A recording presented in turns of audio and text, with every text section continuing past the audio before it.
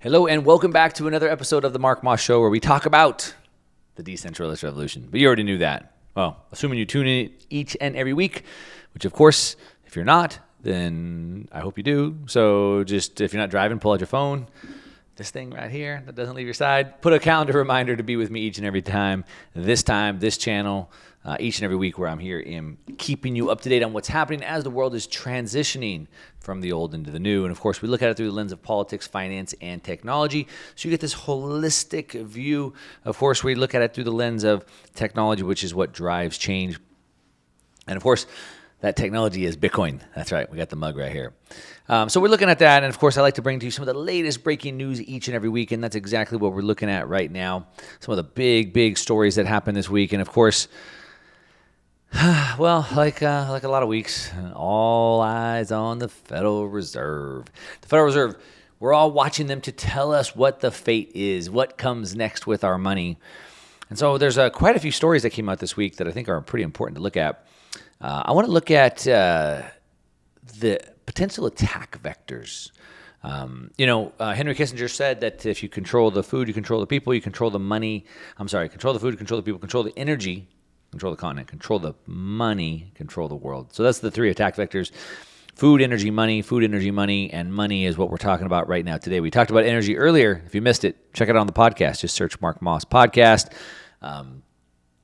You can find it on the iHeart radio app. You can find it on iTunes player. You can find me on YouTube. Just search Mark Moss on YouTube. Or these go up on the Market Disruptors channel. So check out Market Disruptors on YouTube. You can find them there.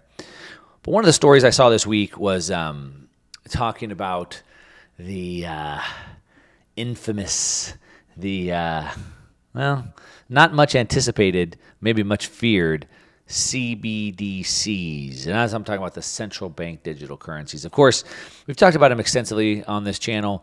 There's something that is coming. It's definitely not an if, it's a when. It's coming. We know that like 100 nations in the world are working on central bank digital currencies. We know many nations have already rolled them out, including China has rolled out their central bank digital currencies. And of course, why wouldn't China be one of the very first ones to get it out? Because of what China is. A communist totalitarian regime. We're going to call it out for what it is. Anyone that doesn't like that, I'm sorry. I'm not pro-China. They are the CCP, the Communist Chinese Party. That's what they are. And so, of course, they want to have the Great Firewall of China and prohibit what people can and cannot do on the internet, what they can and cannot see. They want to use a social credit score system to control the people on where they can go, how they can move, what they can buy. And, of course, they want the money that basically puts the boat on that package and really helps that authoritarian regime. But, of course, you would expect that in China, but in the United States, in the land of the free? The land of the free where we still celebrate our military who fought and died for our freedoms? But apparently freedom is a dirty word these days. Freedom now must be some fringe right-wing conspiracy thing. Like, who would want a thing such as freedom? But I thought we still celebrated our Veterans Day here in America. As a matter of fact, my grandfather's decorated World War II vet. My father is a Vietnam vet. They risked their lives for freedom, but I want freedom today, and I guess I'm some crazy right-wing nut over that. But I'm not going to take that, and hopefully you aren't either. Is the Fed setting the trap, a recession trap? Is the recession a trap to get us into CBDCs? Well, it's an interesting viewpoint of this article I was reading this week. And, of course, you know that politicians want to use every opportunity they can to usher in their agenda. You've heard the saying, never let a crisis go to waste. Where the origins of that start are disputed, I don't really know. I think it goes all the way back to World War II. Good old Winston Churchill, who was a hero at the time, he was working on forming the United Nations, the UN, and maybe with the benefit of hindsight, I wouldn't call him a hero. I'm not a fan of the United Nations. I'm not a fan of a one-world government or laying down our sovereignty or freedom to anybody. Neither should you be. But I think it was Winston Churchill that first kind of said that never let a crisis go to waste. And really what that means is, like I said, anytime there's a crisis, well, let's just use that to our political gain. And I can't blame them. I do the same thing. If there's a crisis, I use a piece of news for my media. I might talk about it here to get me more views or something like that. So maybe we all do that. Of course, I'm much more harmless. I'm not trying to coerce you into anything. I put information out there. If you want it, you take it. If you don't take it. I'm not trying to force you into that. One of the days when I saw the most amount of freedom die, one day it died, and we're talking about 9/11. And under 9/11, of course, it was a tragedy. I can still remember. I'll never forget where I was at the exact moment I saw on the TV when that happened. As an American patriot, it hit me hard. It rallied everybody. I remember, was it Tillman, played for the Arizona Cardinals. He quit the NFL, professional football career, to go and fight, lay down his life for what? Freedom.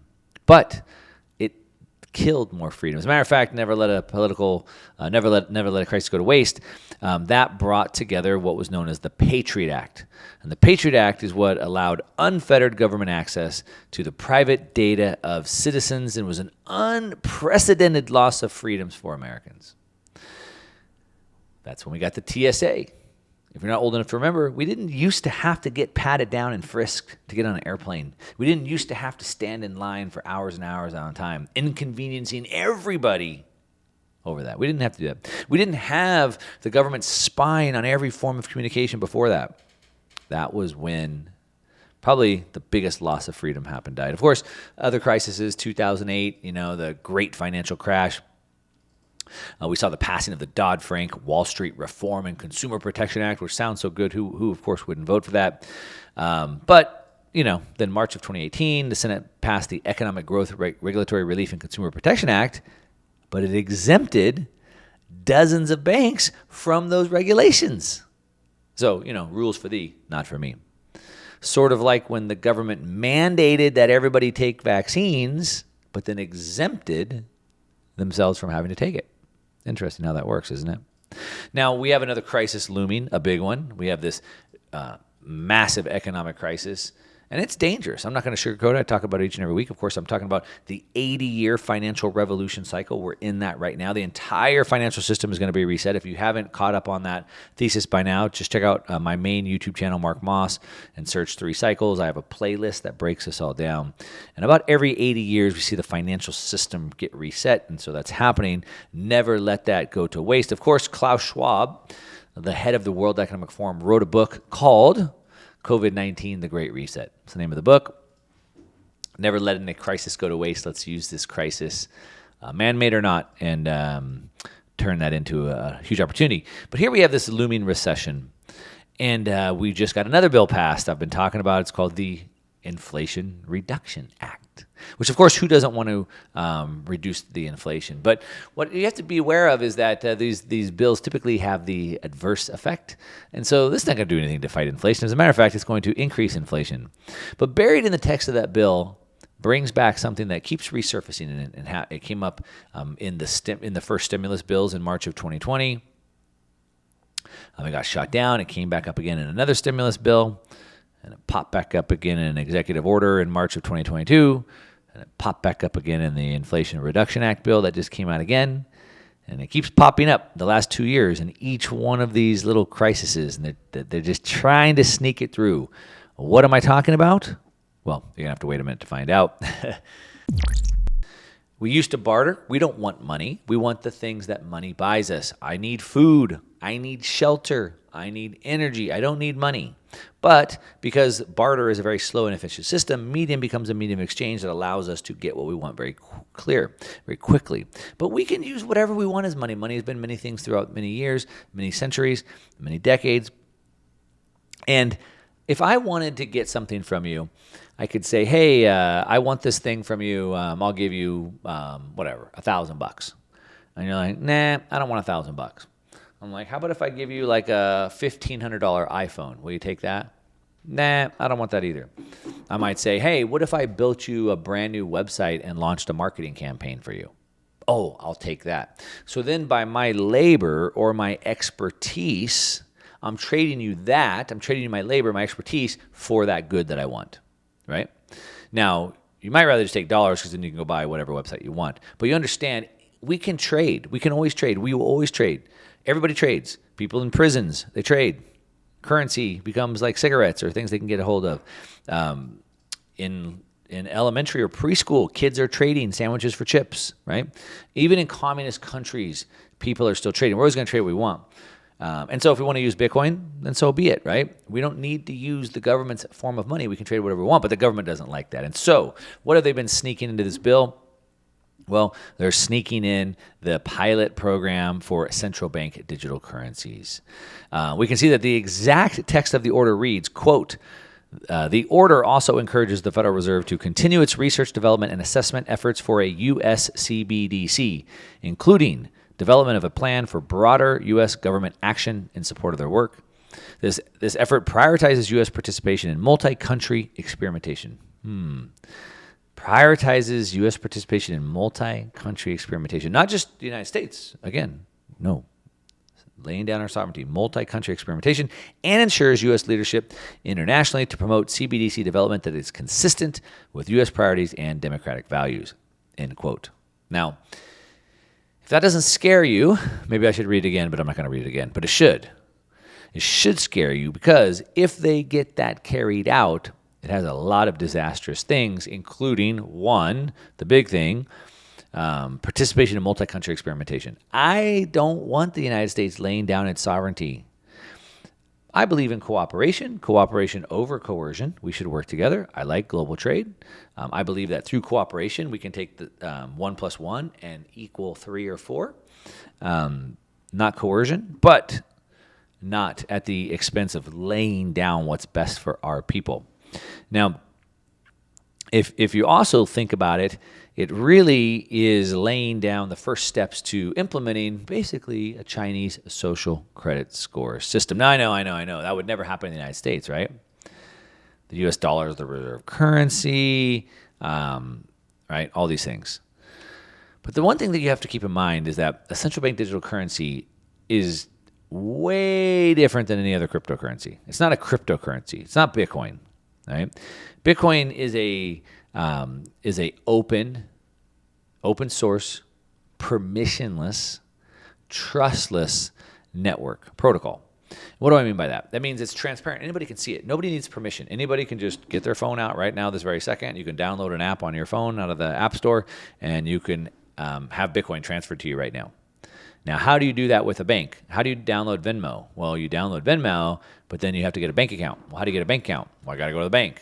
What does the bank need to give me a bank account? Well, I have to get permission from them to have a bank account. I have to provide all kinds of paperwork, all kinds of documentation, all kinds of proof of who I am, etc. If I don't have the right paperwork, if I'm not on the right list, I don't get a bank account. If I don't have a bank account, I don't get Venmo or PayPal or whatever. In order to use PayPal, you have to have permission. As a matter of fact, they revoke people's permission all the time. And in a central bank digital currency, they will do the same thing. Now, half of the adults in the world today have no access to the banking system. Why? Because they don't have permission. They don't have permission to join. And so Bitcoin is the opposite of that. Bitcoin is permissionless. Anyone can download it. Anybody can use it. It's transparent. Anybody can open it up and see how many Bitcoin there are today.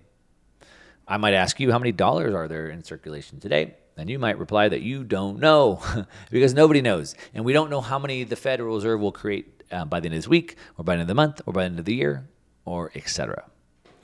And so it is the exact opposite of that. Instead, it's a digital currency controlled by the federal government. Now, they already control currency, right? Obviously, the dollar. The dollar is mostly digital. 80% of transactions done with dollars are done digitally. I don't really carry cash around. I use my debit card or my credit card wherever I go. So we're already kind of there. But central bank digital currencies are something different. Central bank digital currencies are programmable. It's programmable money. So right now, sure, it's digital, and I can run up on my Visa card or through my PayPal Venmo account, and eventually that ties back to my bank account. And sure, the government can get all that data, and they can sift through it, and they can put pictures together. And if I was under some sort of investigation, they can easily build that picture. But central bank digital currencies are different because it's programmable. That means they get in front of you. So right now, they could say, hey, this person, well, as they should, right? I believe that we were innocent until proven guilty. So if I was, convicted of a crime, or if I was a suspect or whatever, they could go try to get my records and they could try to put that together. But programmable money, prevents you from taking actions in the first place while you're still innocent. So what do I mean by that? Well, let's see. Well, we want to get rid of gas-powered vehicles, ICE as they're called, in internal combustion engines by 2030. So if you don't buy an electric vehicle by then let's just say, no more gas for you. You can't buy gas anymore with your central bank digital currencies. You're only allowed 6 ounces of red meat. You've gone over your meat allowance, and so now you can't buy any more red meat, right? Nothing good happens after midnight. You can't spend money after midnight. You shouldn't be smoking, which you shouldn't be, but if you want to, go for it. But the government could say, you can't buy cigarettes anymore, or whatever it is. They can do whatever they want. They can build that in algorithmically, programmatically. They could say, hey, you're not saving enough money. We're going to give you a positive interest rate. Hey, you're saving too much. You're hoarding. We're going to tax you with a negative interest rate. You're a minority group or an ethnic group. We're going to give you more money. Oh, you're a white Christian national. We're going to take money out of your account. You can see how this works very quickly. And basically what happens is you wouldn't have the ability to go to the bank and pull your money out and put it under your mattress or put it in your safe and then use cash. There is no cash. There is no money that you can have. Instead, what you have is you have a ledger addition, a credit, if you will. It's like some futuristic movie, right? Like your government gives you a credit. And if you're a good little boy, they give you more credits. And if you're a bad little boy, they take your credits away. But you have no say over that ledger. They just add them and take them as they want. Oh, you're doing really good things for the environment. You get more credits to go fly around the country. Oh, you don't do anything positive. You don't get to fly at all. See how that works? It gets even scarier than that. But I don't want to scare you. I want to talk about how we're going to defeat this. How we're going to beat this, and how we're going to come out ahead because of it. Because with everything bad, everything like that, there's a silver lining. There's opportunity. Bitcoin is permissionless. Central bank digital currencies will be permissioned. You have to show your paperwork and get permission to join that. Bitcoin is open. Anybody can just join the network and start using it. Central bank digital currencies are not. You can't build anything on top of central bank digital currency. Bitcoin is open and transparent. It's trustless. I don't have to trust it because I can see it. I can hold it. I can hold custody. Central bank digital currencies are trust. I have to trust my government not to take my credits away, not to put laws and restrictions on how I can use those credits. It's the exact opposite. It's the antithesis of what that is. And so we're talking about how right now we have laws against doing things illegal, as we should, but we're innocent until we're proven guilty. There was a movie with Tom Cruise. It was a Minority Report, and it was about pre-crime. They wanted to use all this technology and AI to do pre-crime. Hey, we see this guy's about to do a crime, so we're going to go arrest him now, which is a pretty interesting concept. Again, we're innocent until proven guilty. So we have laws. Like if you use money and you do something illegal, then you get punished for doing something illegal. But we don't pre-crime people. But that's what central bank digital currencies want to do. They want to prevent you from doing things that you shouldn't be doing, even things that are not considered illegal. Now, how does this affect you? How does this affect your retirement, your savings, your Social Security, your money, your purchasing power? How does it affect you? Well, some of it's going to depend on which side of the aisle you're on. Of course, if you're on the side of favor with the ruling political party, you're better off. If you're on the opposing side of the ruling political party, it's probably not going to be super good for you, right? Just like in China, right? If you're in China, that's the same problem that you have today. You say something the government doesn't like, too bad. You don't get to buy anything. As a matter of fact, we see here, per the Wall Street Journal, the official Chinese social credit system incorporates loan repayment, credit card bills, adherence to traffic rules, adherence to family planning limits, and reliability of information posted or reposted online, among other factors. In addition to the official inputs, social credit incorporates political dissidence, personal values, and online speech into each person's score. Someone's beliefs, political views, and online behavior determine their ability to access services such as insurance and banking, school admissions, internet services, social services, and job eligibility. So, it looks like you're not that good of a father. Oh, it looks like you said something that we don't agree with personally. Looks like you reposted a funny meme that you thought was funny, but we didn't like it. And so you don't get a plane ticket, a bus ticket. You don't get to buy food. You don't get to go on vacation. You don't get a job. That's per the Wall Street Journal on the social credit system of China. But again, that is, of course, why they want the central bank digital currencies, and that's exactly what the government is trying to put in. I say it over and over and over. Without the freedom of payments, there is no freedom. That's it. Without the freedom of payments, there is no freedom. We're guaranteed freedoms in the Constitution of the United States, like a guarantee freedom of assembly. But if I can't pay a payment to put gas in my truck or food when I get there, I can't go assemble. I'm guaranteed freedom of freedom of speech. And here I am. I'm speaking freely to you. But if I don't have the money to pay for a camera or to get a computer to go onto YouTube or go online or go on Twitter or print a flyer or build a website, I don't really have that. I mean, sure, I can stand on the corner and yell at the top of my lungs, but what if I need a bullhorn? I can't even pay to get the bullhorn. You see what I'm saying? I can go on and on, but you get my point. Now, what do we do about this? Now, if we go back through a little historical lesson, I know you love my history lessons. Gold was money for 5,000 years, for basically all of recorded history. When I had my gold, I had my gold. No one disputed that. I had it. I can see it. I held it. If I hand it to you, then you have my gold. Easy. There's no one in the middle of that. There's no government that needs to censor and tell me whether I should be giving you this gold for this cow or not. The world worked pretty good. But what happened is gold's very slow.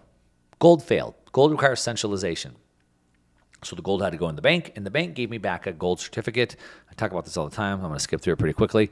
But what happened is they gave me a claim, an IOU. I can go redeem that gold whenever I wanted. But the problem is they printed way too many of them. They didn't actually have all the gold they said they did. Surprise, surprise, that humans would try to lie and manipulate.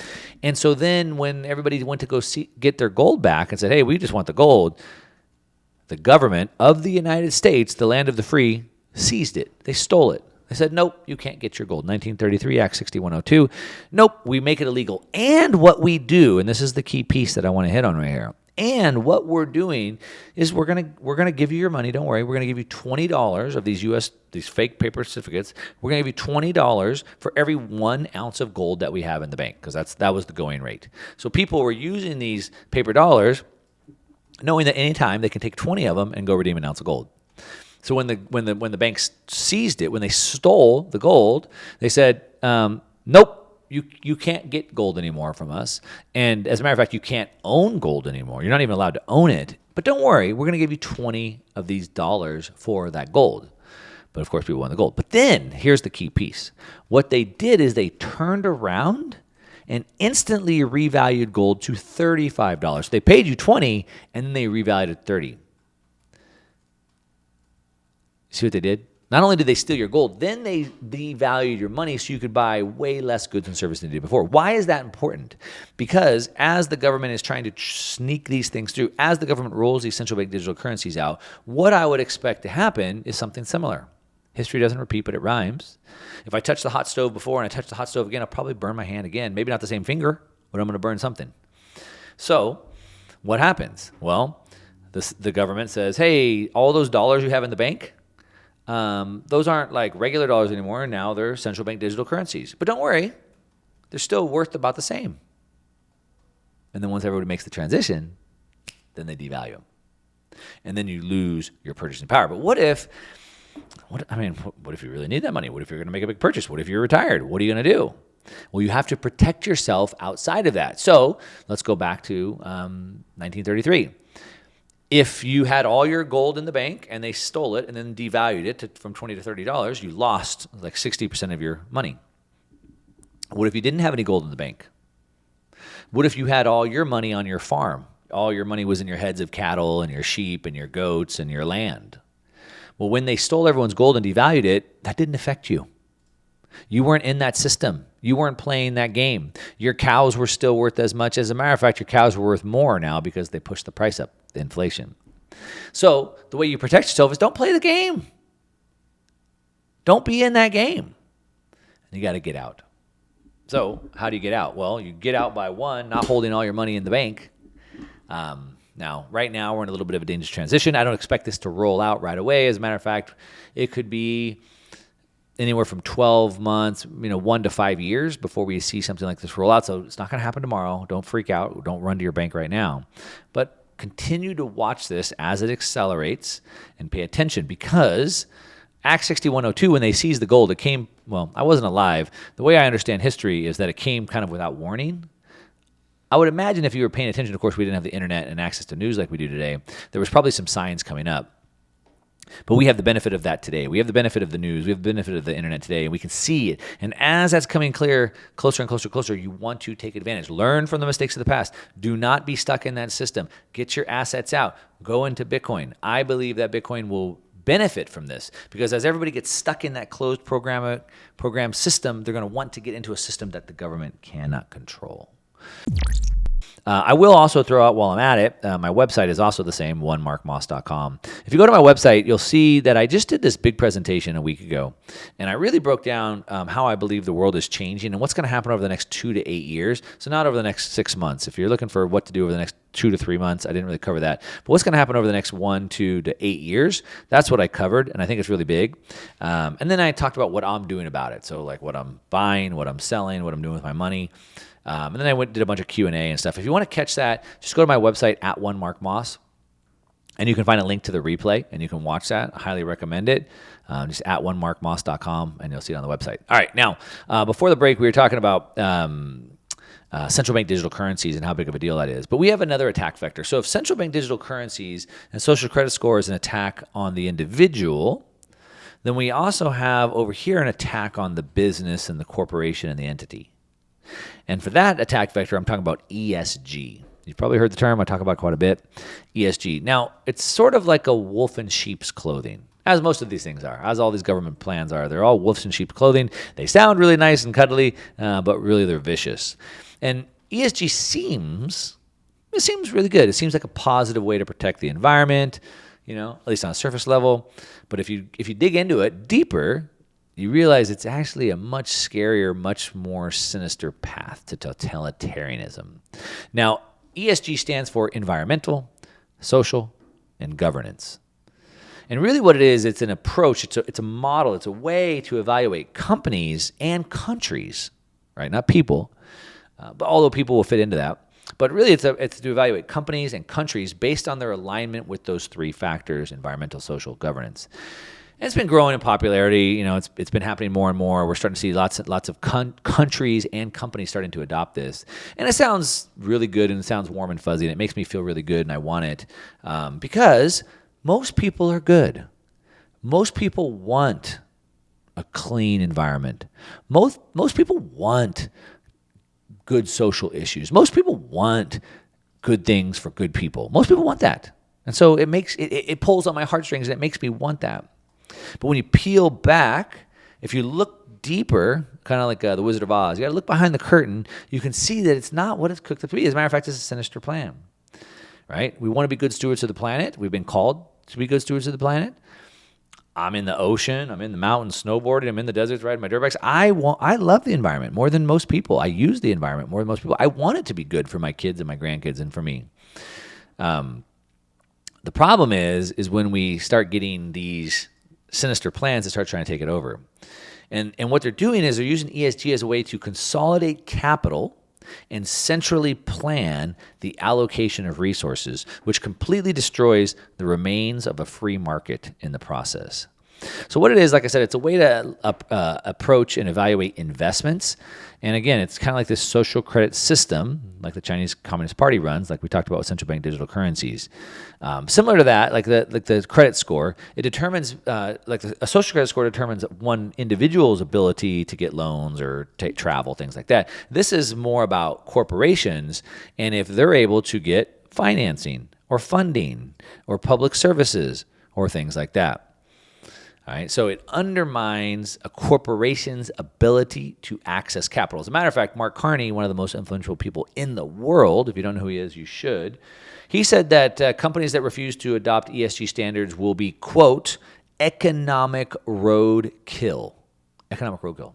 We're going to starve them out. We're going to kill them. They'll never access any money. They'll just die if they don't come along. And so that's exactly what it does. It says on an ESG standard, success is no longer based on delivering products and services to the market, if the market would want. Imagine, who would want that? Instead, on an allegiance to the ruling class. ESG is a return to the monarchical model, allowing an elite few to allocate capital to causes that further enrich them in the name of social good. Now, the best vote we have is voting with our money and our feet. Voting with our money and our feet, which is why I will never live in any area that locks me down, as long as there's some place I can go to live free, because I vote with my feet and I vote with my money. And so, if when I buy vanilla ice cream instead of chocolate, I'm voting with my money that I like vanilla ice cream. That tells people that make ice cream that they should make more vanilla. If more people like me, then they make more vanilla than they do chocolate. We vote with our money. But what ESG does is it screws that whole thing up. Because what it's doing is it's taking all this wealth and it's using that against us. It's using your own wealth against you, as a matter of fact.